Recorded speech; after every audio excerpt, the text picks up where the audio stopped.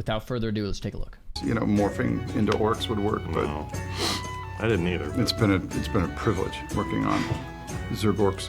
Hi, I'm Scott Johnson, the host of the World of Warcraft podcast, The Instance, and today I'm sitting here with Chris Metzen. And today, Chris, Scott, it's good to see you, man. good to see you. How you feeling? I'm feeling pretty good. You know, it's a crazy time. We're about to launch The War Within and, you know, really kick off this massive Worldsoul saga, which is a trip because, you know, I haven't shipped a video game in, 8 or 9 years. So it's kind of wild going through this process again and just kind of feeling that anticipation, excited to see what people think. And when the product finally gets into people's hands, it's one of my favorite parts of the whole development process. Well, let me ask you this question, because you reminded me of how long this has been going. I remember firing up the World of Warcraft OG vanilla World of Warcraft and seeing a trailer that said, celebrating 10 years of Warcraft. And I remember then thinking, you gotta be kidding me, that's insane. That's how long I've been playing these games. And now we're 20 years on top of that, 30 years total. That has to be a little overwhelming, especially given that you were here for most of that. I feel so old right now, man. It's been so long. Had a bit of a break, now you're back. Does that weigh on you? Do you feel the heat from the time? Like, how do you feel about how that entire process has gone?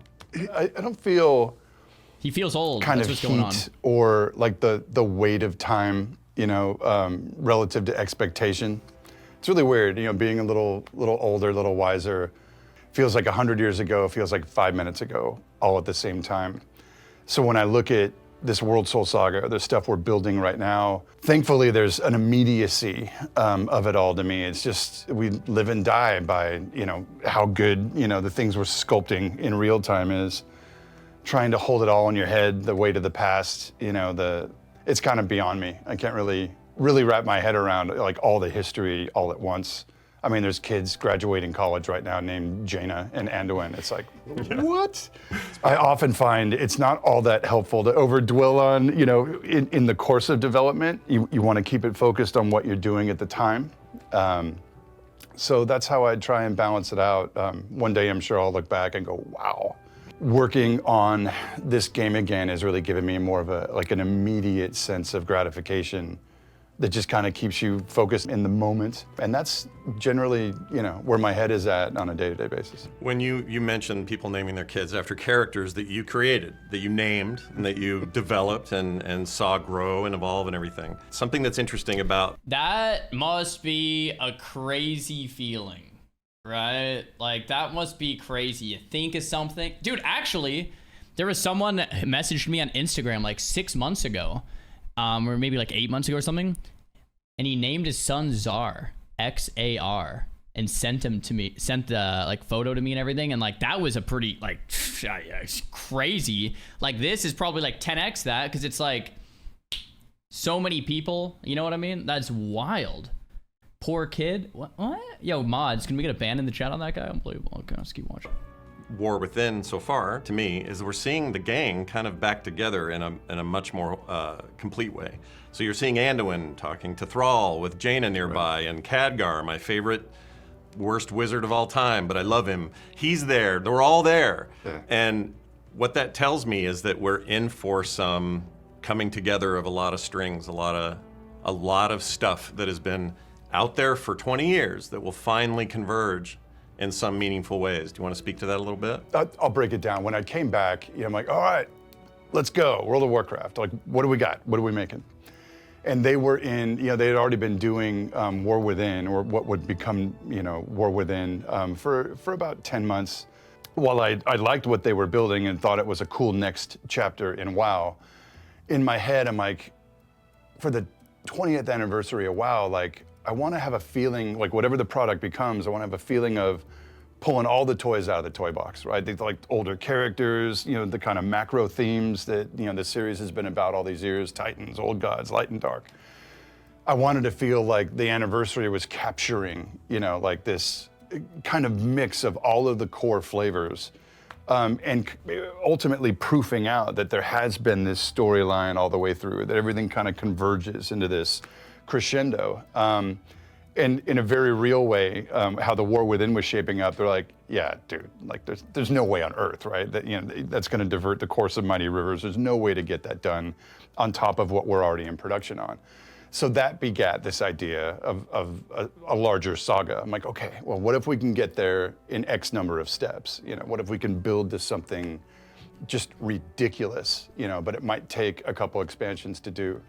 And somehow folks, bought in on it. Like, whoa, that's wild. Let's go. And so Taryn Gregory and I, Taryn's our principal story developer. So we work together every day, and we talk a lot about like we want to involve all these epic characters, but like when they're in the scene, they eat all the oxygen, and they could just go off and solve for X. So it's this balance between including all these mega characters and then finding clever ways to get them out of the way, so that the player has maximum agency and the newer characters we're introducing have space to breathe and live. It sounds like it is almost an advantage to come to something that had already been started. If you'd come to the end of Dragonflight and started from there, that's a little big, it's a bigger buy. It's like, well, wait a minute, where are we going now? We've been flying, okay, what does that mean? What do we do?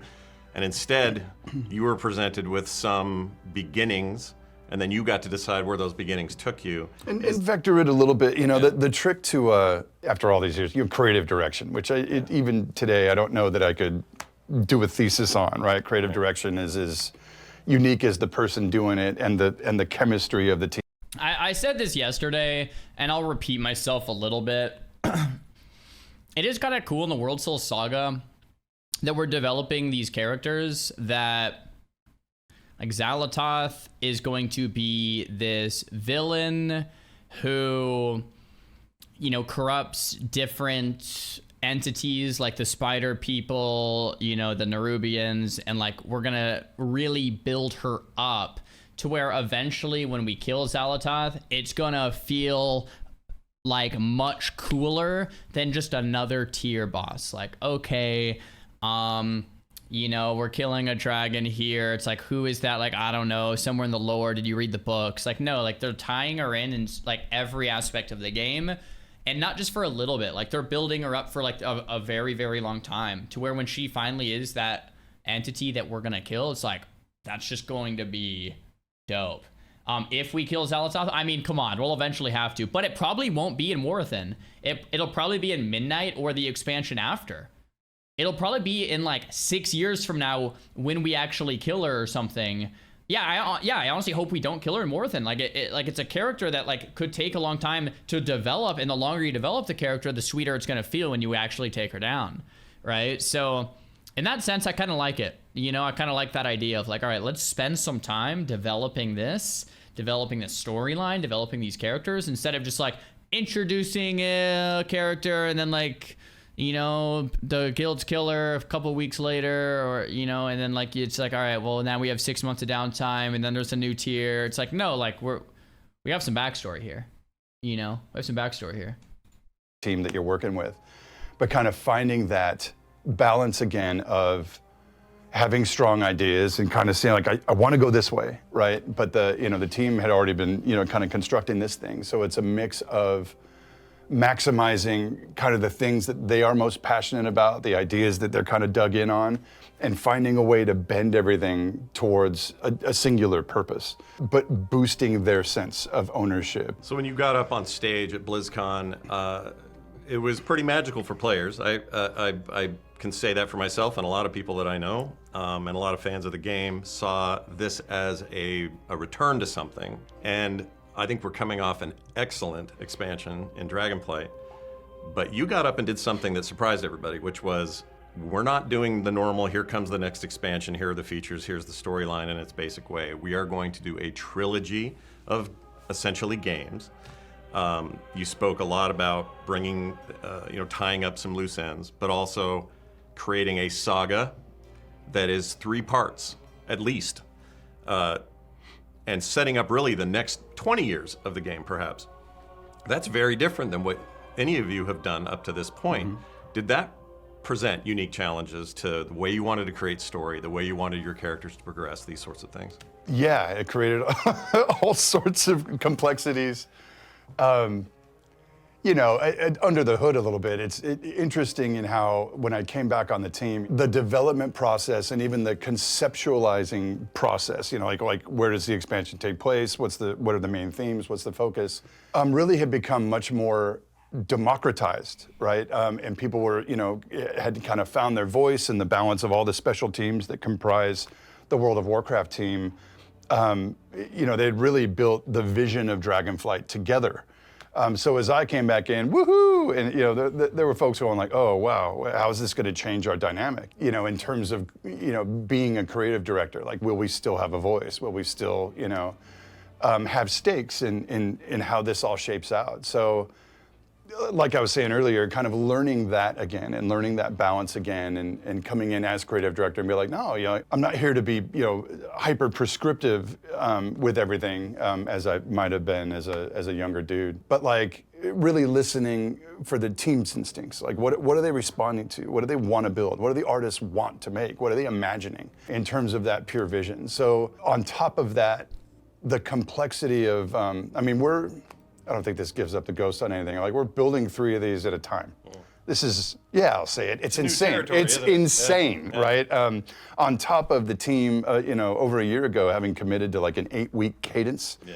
So these folks we are moving so fast, you know, and so the difference here is, you know, guys like Taryn and I have to map out where we're going, like way ahead of the caravan, which is its own really interesting kind of work, right? You know, checking in with everybody. Does this feel cool? Everybody hip? You know, I want to make sure that we're building things that, you know, not only, again, my instinct feels are cool and fun, but that the team is proud to build and that they feel they have a voice in. All right, so I'm seeing people in the chat talk about WoW 2, and like, I feel like I've come to this realization, and it hit me like 6 months ago or something.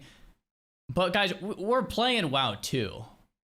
Like in terms of the features, the graphics, we're being told new stories. It's the same base lore. It's Warcraft, but we're hearing a new story we've never heard before.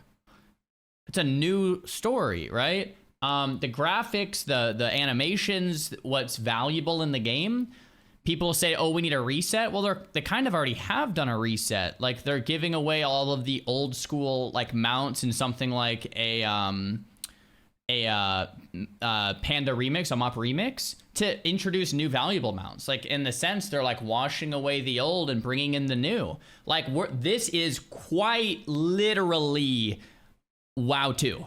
Like, let's call it what it is. Worldsoul Saga is a new trilogy of World of Warcraft. Like that, I mean, it really is. It takes the mindset to kind of picture it that way. But once you do, it's like, okay, yeah. Mm-hmm. Yep. It's not a new story, bro. Well, it's a story we haven't heard before. So when you talk about like WoW 1 or WoW 2, it's still Warcraft. So it's going to be the Warcraft lore, a new story on Warcraft lore. That's what WoW 2 would be, right? It's not new IP. That would be like, it wouldn't be WoW 2 if it was new IP. If it was new IP, it wouldn't be called Warcraft at all. Yeah. WoW 2 is more about a clean slate content-wise. Well, we have that, right? The Worldsoul Saga kind of gives us that as well. It's not a new story. It's the same story continued. Well, it's the same IP of Warcraft, but it's a new story of the Warcraft IP. So once again, yeah, I think this really is, in many ways, truthfully, and in reality, WoW 2, right? This is the new World of Warcraft. Yeah. The game turned at Shadowlands. Well, I mean, it slowly, there wasn't ever like a point where it just shifted, but it slowly changed into that, right? Anyway, WoW 2 would be set in the future with more tech and fresh level 1 starts. Kinda. So a new expansion with level squishes and a new expansion where people have to re-level up, and everything they had previously is not meaningful anymore is pretty indicative of a WoW 2 as well. Yeah. Anyway, it's more of a semantical argument or a semantic disagreement, but in a lot of ways, I think we're living in a reality where we are playing WoW 2, right? I mean, there's nuances in the language and how you define it, but in reality, I think that's pretty much what we're playing. Yeah. And, you know, can express themselves through where the story's going, what the ideas are. We're already mapping out, whatever, 13.1 and 13.2 and how they actually play out and connect, and it's wild. But in a way, you get to step back and see a far more cohesive vision and a far more refined idea over time. So, and without spilling any beans, it's like, we're already talking about, the next few, post, upwards of like 17. Yeah. And it's guys, right there. I mean, yeah, for people that are like, oh, are these the last 3? Then we're getting WoW 2. Is this the end of WoW on the Worldsoul Saga? It's like, no, dude. They've hinted at it multiple times, and Chris just said it right there. Like, there's going to be more. Like, they've already continued. Like, there's going to be more. They're already working on them. What I do kind of like about this Worldsoul Saga idea is that I really like the idea of like thinking ahead and planning where things are going to go, because the end product is usually pretty great, versus like you release an expansion and then you're like, okay, where next? Where to next? And then you release another expansion, then it's like, okay, where to next? And then you release, like, if you do one at a time, then you kind of just like scramble of like, okay, we have to find somewhere to go next. It's not as cohesive in the end. It's kind of like when you plan something out in the long term. Like I'm thinking like Game of Thrones. When the Game of Thrones series was directed from the books, it comes out really, really nicely when it's portrayed in the show. But when you kind of just are like freeballing those last couple episodes because the books weren't written yet, things start to get really murky and muddled and lost, right? So yeah, I kind of like this idea of like, okay, look, we're gonna make these 3 kind of simultaneously, and we're gonna have a really clear planned vision, so the story's very smooth, and the transition between these expansions or the saga is very smooth throughout, right? Seems really nice. It's just keeping the conveyor belt going. It's like we're loud and clear. The fans want more content, more regularly. So, in a way, just staying ahead of that curve and making sure that everything, again, is of purpose and telling this much longer story. It's been a blast. The pure creative on Warcraft, for the past year and a half has been, how would I put it, over such a long span of time. I want to say it's one of the most nuclear creative phases I've seen for Warcraft. But the pace is wild, right? Like the pace is wild. And it's like I ain't 30 anymore, so we joke around all the time like, we need to start instituting, company naps in the middle of the afternoon for the old folks. But it has been pretty amazing. That's a great way of thinking about it. Speaking of personal connections to characters and story, somebody close to you, who I think is a very wise human, once said, online somewhere, that Chris is Anduin in some ways, kind of worn out, beaten up by a straight period of like nonstop work, right? But also on the other end of it, he's a little bit back to being Thrall again. And those 2 characters represent these 2 parts of who this person is. How much of these characters moving forward, or even in the past, have represented you where you were in your life? Like some people say, well, the early versions of these characters are they were so metal. Like even Tauren chieftains, they look like, these metal dudes and everything. And now they're aging, right? They're maturing. They're moving on in the world. Like you are, like everyone who's worked on this does. Like that's time. Do you think that's a fair thing to say, that we'll see these characters change and evolve in the same way that maybe you have, and that they're kind of your avatar? He's bro, you're calling me old. No, I think that's one of the ways to make WoW feel more alive, right? You have characters that aren't just the same age forever. You have the characters age in the game, and it makes you feel like you're interacting in this real world, right? Versus just like this static environment. Like, no, it's constantly changing, right? Like in the game, you see the sun come up and go down, and it's like night and day, just with the real life times. I think it's local times based on what server you're at. And it's like, wow, cool, right? Oh, I know where you're going. So there's kind of an A and a B there. Like the B, which is easier, is certainly we want to push these characters forward. We want to show some aging. We are currently doing that. But yeah, we talk about that a lot. There are many new characters over the arc of the saga that we don't want to be just one-off. We want them to be, pals and, working together to, solve these big problems. But certainly the characters that have been around a while, we're trying to kind of find a way to like capture that age up, not necessarily age out, but like, okay, so in that cinematic at BlizzCon, they went in and put like gray streaks in Thrall's hair. I'm like, oh. It looked great. It got me. It's like, whoa. And just Anduin, staring you down, it's like, our little boys all grows up, it's. You feel for him. You're supposed to feel for him, right? Which was the point. But just the idea that these characters are moving through their own continuum and progressing and moving through stuff, like, what a trip, looking back from where we started to the point where these are, fairly fully realized characters within this setting. And it's just incredibly satisfying that way to see that progression. And certainly us as storytellers, as people, as we, it's not necessarily. It is certainly getting older, but it's also just experience over time. Big life moments, becoming parents, finding love, finding your career, all these big kind of life, hurdles. It's like, I tell folks all the time, like, don't be afraid to pour yourself into this stuff. Even when you're like, oh God, will the people down the hall dig it? Will I be judged? Like, yes, probably. But the answer is you're an artist. Go get it, right? Find your truth. Because often when we're pulling from a place of like deeply personal experience, someone's going to feel that on the other end of the line. As you're playing the game, it's like some of those themes that really matter.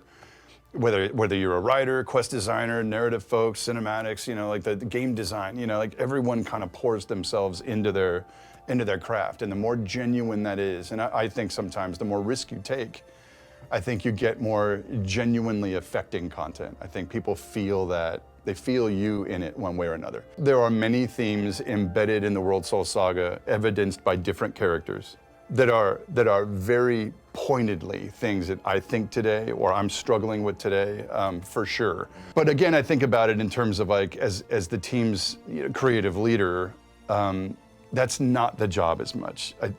I think the job is like trying to learn to call them out. And challenge them to kind of breathe their own experience into it, as opposed to pouring my own in. So it's a balance. I assume that's what, over time, you have a character. We'll stick with Thrall for a minute. He's, probably the most well-known of the Chris Metzen, and certainly voice him. So until they find somebody better. Until they find somebody better. Maybe you'll age out of it. I don't know. We're getting there. But no, that you've breathed enough life into that character and given them enough direction over so much time that I have to think, in a lot of cases, they start to run on their own gas. And while I'm not asking you to tell me if there's any tragedy coming at all, we're not even suggesting it here. I have a kill list. Do you? I've got like my top 12 characters, like they're all going. Why is Khadgar at the top of the list? I kid. I love Khadgar. There's no kill list. All right, good. Okay. But you know what I mean? You might find yourself going, well, it might be time for Character X to take a character dive. So there's no, I'm kidding, there's no kill list necessarily. But we do talk about this stuff all the time. And the only... He's totally serious, bro, totally serious on the kill list, man. And when you start talking about knocking off main characters, it's not a small thing. And usually that is in service to, in the general story you're developing, if you really need to punctuate, dramatic stakes, the easiest thing to do is ask Lucas, blow up a planet, or, knock off a main character. Tyrion Fordling, for example. Tyrion. Remember that? Yeah, I do. I remember. I'm still gripping on that one. Yeah, that was rough. He said Tyrion. Oh my gosh. No pressure though. I'm just saying it was a rough moment. No pressure. So we do talk about it from time to time, but we try and frame it with the greatest gravity possible, and trying to be clear that this franchise has another 20 years in it. It's this big ongoing idea, and losing critical characters is costly. Right. So it's, we talk about it from time to time. I won't tell you we won't lose anybody over the arc of the saga. Those types of moments are... Wait, why did he say that? He totally shouldn't have said that. He should have left it open-ended, because then now we know everyone's safe. What's going on? Spoilers, man. All about establishing stakes and that emotional, engagement from the player ultimately. So, Does it help populate the Worldsoul? I misheard him. What? Let's go back. I won't tell you we won't lose anybody over the arc of the Saga. Oh, he said, I won't tell you we won't lose anybody.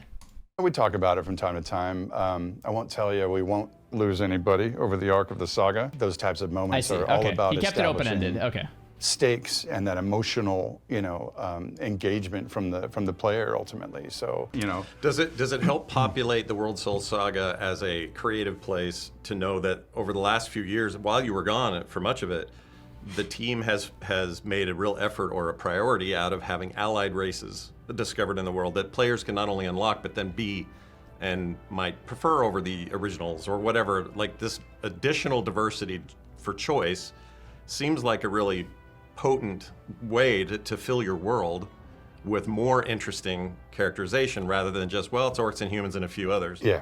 I love it. Just old school D&D and all these options on, player expression, what kind of, what culture you want to be from. I love that kind of stuff. So opening that up, especially like, Battle for Azeroth and, the inclusion of all these new silhouettes and flavors or whatever, I thought was awesome, actually.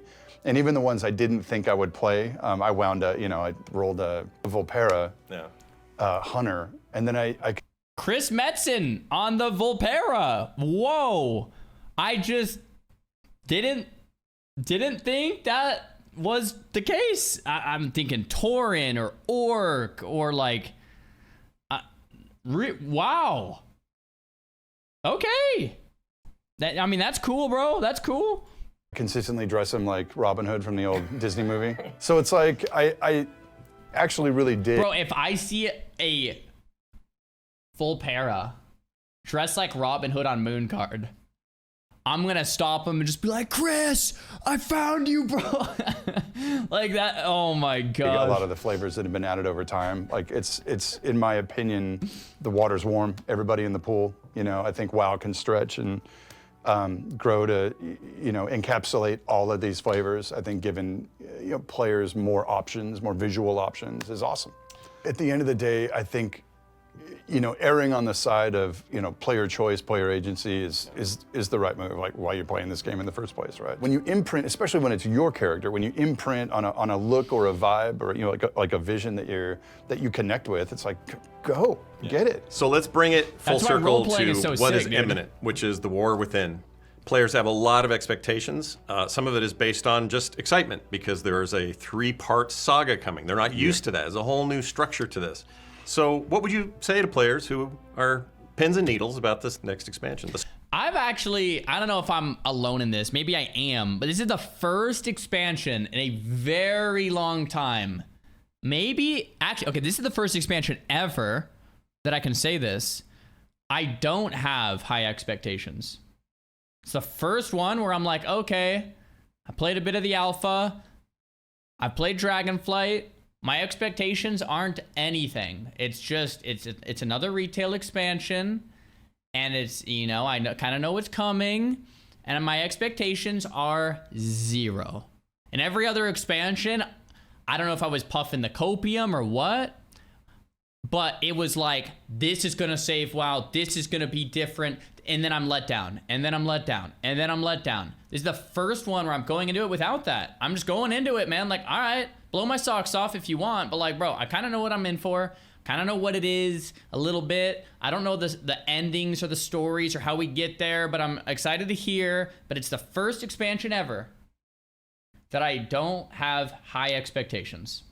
I'm just wanting to play it, just wanting to check it out for the first time ever. So we'll see how it goes.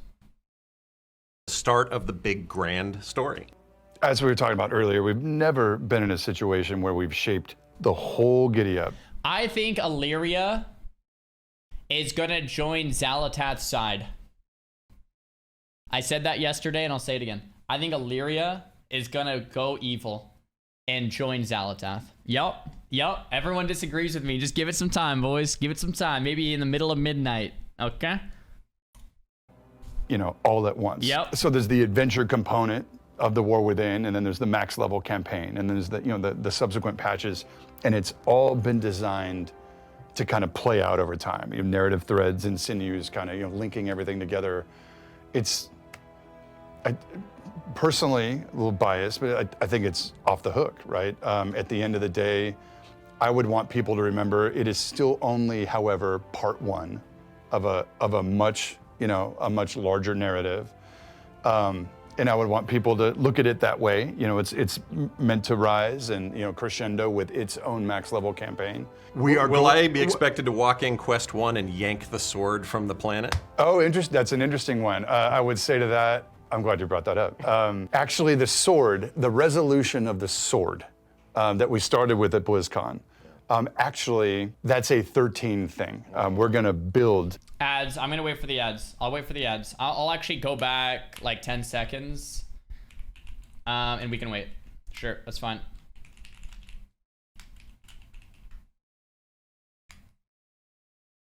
Okay.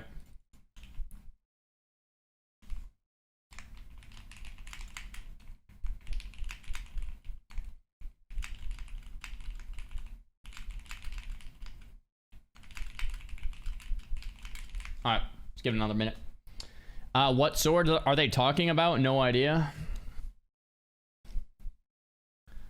K-Obs, thanks for the prime. 17 months. Thanks for being who you are. Yo, thanks for supporting K-Obs. Yo, enjoy your lack of ads with that Twitch Prime, baby. Let's go. John, thanks for the gifted tier 1 to Mason. Mason, enjoy your lack of ads. Zalek here, thanks for the prime. Welcome in. Zalek here, enjoy your lack of ads. All right, guys, when the ads are over, just hit a quick Twitch Prime so I know that they're done so I can keep playing the video. Yo, 3thon, thanks for the Twitch Prime. Are we good then? I think we're good. Let's keep playing. Actually, the sword, the resolution of the sword that we started with at BlizzCon, actually, that's a 13 thing. We're gonna build to that, and it's a doozy. One does not simply yank a sword from Azeroth. I would even say you are not prepared for that moment. What? Wait, what? Illidan? Illidan? What? What? How? How is that gonna work? Bro. That would be sick. Like bringing... Dude, tying Illidan back into it somehow would be kind of dope. And leave it at that. But it is a 13 issue. Ultimately, things like Xalatath, we've been doing a lot of work to kind of build her up as a very different kind of villain. She is not like a Deathwing type, villain where, he's flying and burning everything and like, oh crap, we're gonna, like clearly he's where the storyline ends. Someone says, what is 13? I think the patches are in whole numbers. Based on the first number is the expansion. So 13.0 is War Within. Or the last part of World... Okay, so 10, 11 is War Within, 12 is Midnight, 13 is... Well, what's the last one called? Last Titan. So we have 11, 12, 13. It is kind of confusing when he calls it by number, because then you're like, you have to like kind of place the number in the right spot. But yeah, so when he was talking about 17 earlier in the video, he was talking about the 17th expansion, I think. So they're at least planning 4 more after Last Titan. I'm gonna be like 50 when that, or like 40, or I'm gonna be like 40 when that comes out or something. Holy crap. She's built in such a way that like we're gonna be confronted by her and face her multiple times over the arc of the saga. So it's not gonna be this, one and done type, like, oh, she's the raid boss. She's meant to, kind of weave in and out of events over time. So that's something I would say. But definitely the sword thing sticks in my head. Like certain of these themes are built to play out over time. So I hope people are into that. I hope they're into, you know, a longer form engagement. Because in a way, you know, so many of our expectations kind of, you know, crystallize around like, well, wait a minute, I didn't get the full meal I was expecting in 11.0. It's not built to be that. It's built to be part one. So I've got to give Blizzard credit where credit is due. They're good storytellers in the long term, and they're good. I mean, there's some expansions here or there where maybe that's not the case. But in general, like the story feels like kind of nice, especially this more recent stuff with the Saga. I feel like for me, I've said this so many times, but for me, I feel like that gameplay bit is where I get disconnected from the game. And you know, I feel like a broken record, but it's the whole idea of like you hit Icelands and the person's life doesn't actually move, because everyone has a lot of self-healing absorbed. So there's a disconnect between the buttons you press, the life of the enemy, so you don't feel as if your button presses are meaningful. To me, that's like one of the biggest problems with retail. I also think layering and phasing and sharding, all that kind of technology to where you don't actually see people anymore. I think that's probably like a massive issue. And then like the disconnect in the combat feels like almost number one in terms of the issues as well.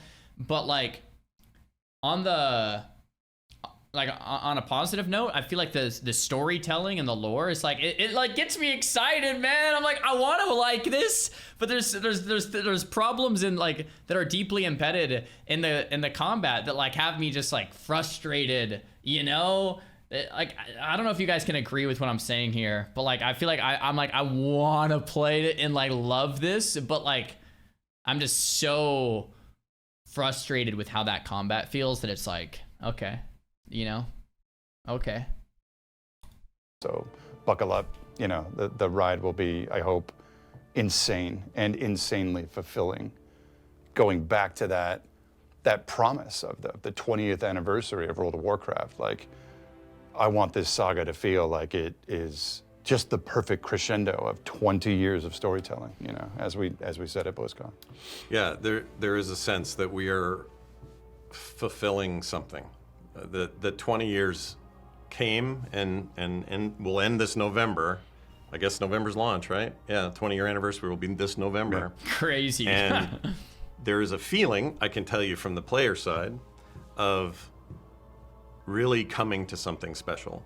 And I know that puts pressure on the team when players collectively have an idea that they think should happen, and then the team's like, well, we're kind of going a different way. But I don't know that I've felt this much positive feedback in a long time about just where things are headed.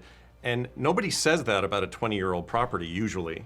Usually we're like, there's not a lot of precedent we have, right? That's like, fair. That's a fair It's the take. same contiguous project. There's plenty of game series run for 20 years, no question. But like, it is honestly a blessing and often sometimes a hindrance. Just trying to sift through the sheer volume of all of these details. Poor Sean Copeland, right? Just trying to keep it all, make it all make sense. But it is also its principal strength. Particularly because it's an MMO and a video game, because you've lived these moments. You didn't just passively watch. You didn't just, read a book or watch a movie. That's my favorite moment ever, man, right there. These moments, and they matter, and there are stakes. So as complex as it is BFA to try and push the world forward without breaking everything that came before, which is its own kind of challenge, it's a very noble challenge, right? It's a privilege to tread water in this complexity of this setting. After all of these years, it's amazing that it's still the same stakes. It's still the same world that you've always known. Well, there's a future I see where you're, reclining in some sort of chair. With the blanket over my blanket knees, over your sitting by a knees, fire, keeping you warm, and you're looking back and you're thinking, telling kids to stay wow. off my lawn. Yeah, exactly. And they're all in their haptic suits playing whatever version of WoW they have, and looking back at Grandpa's accomplishments, and I think it looks like something to be pretty proud of already. Well, I, for one, could not be more excited about this next expansion and the entirety of the Worldsoul Saga, and I think you and your team should be proud, and I wish you guys nothing but luck in the next... I have to say, I agree with the interviewer here. It's 20-year-old IP, or I guess 30 if you're counting Warcraft, and people are excited about the direction of Xalatath and the Worldsoul Saga and the lore. That's a pretty impressive feat. Because normally after that long of a period of time, people are kind of just like over it. Like, okay, bro, what's next? You know, and I think we felt that way in some of the recent WoW expansions, but this does feel a little different in that sense, which is pretty rad. But it like makes me wonder if Metzen didn't come back, would that creative direction still be there? Or is Metzen really the one driving a lot of this resurgence of that excitement of the lore and the vibe? No. Yes, it would be. I feel like Metzen is really helping this Xalatath push. I feel like you can feel that energy. Maybe that's, I don't know if I'm giving him too much credit. Maybe I am, but it feels that way. Because he was gone, what, the last 7 or 8 years? I mean, that mathematically kind of starts to add up, you know? You know, it really does start to add up. A few weeks. Thank you. Thank you, sir. Thanks so much, Scott. It was good fun. Dude. That was hard. We're never gonna get that. Dude. Oh my gosh. Oh my gosh. All right, well, there we go, guys. Chris Metzen on the Worldsoul Saga. Absolute legend. I mean, guys, we're 2 days out. We are 2 days out, man. It's the 20th right now. It's coming out 22nd, man. Like, we're right there. We're right around the corner, man. We're right there. It's exciting. It is exciting. It is exciting.